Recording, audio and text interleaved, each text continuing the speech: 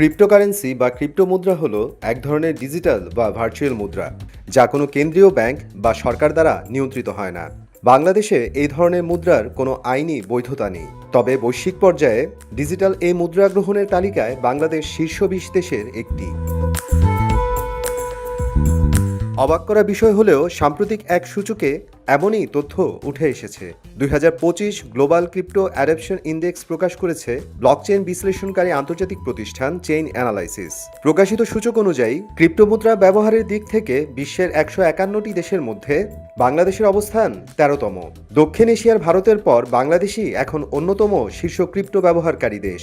সূচকের শীর্ষ 5টি দেশ হল ভারত, নাইজেরিয়া, ভিয়েতনাম, যুক্তরাষ্ট্র ও ইন্দোনেশিয়া। 2024 সালের সূচকে বাংলাদেশ 17তম অবস্থানে ছিল। 2025 সালে তা 4 ধাপ এগিয়ে 13তম স্থানে দেখা যাচ্ছে।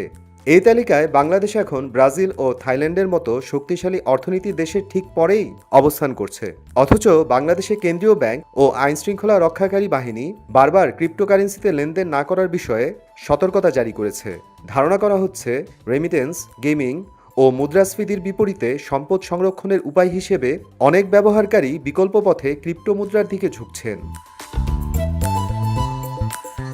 চেইন অ্যানালাইসিস জানায়, এই সূচক কেবল কত টাকা লেনদেন হয়েছে তার উপর ভিত্তি করে নয়, বরং সাধারণ মানুষের জীবনযাত্রায় ক্রিপ্টো মুদ্রা কতটা জায়গা করে নিয়েছে তার উপর ভিত্তি করে তৈরি করা হয়েছে। প্রতিবেদনটি তৈরি করা হয়েছে 2024 সালের জুলাই থেকে 2025 সালের জুন পর্যন্ত বৈশ্বিক বিভিন্ন তথ্য বিশ্লেষণ করে।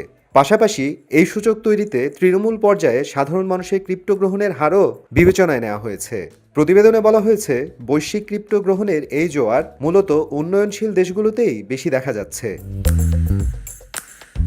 মোহাম্মদ আফরানুল ইসলাম, সময় সংবাদ।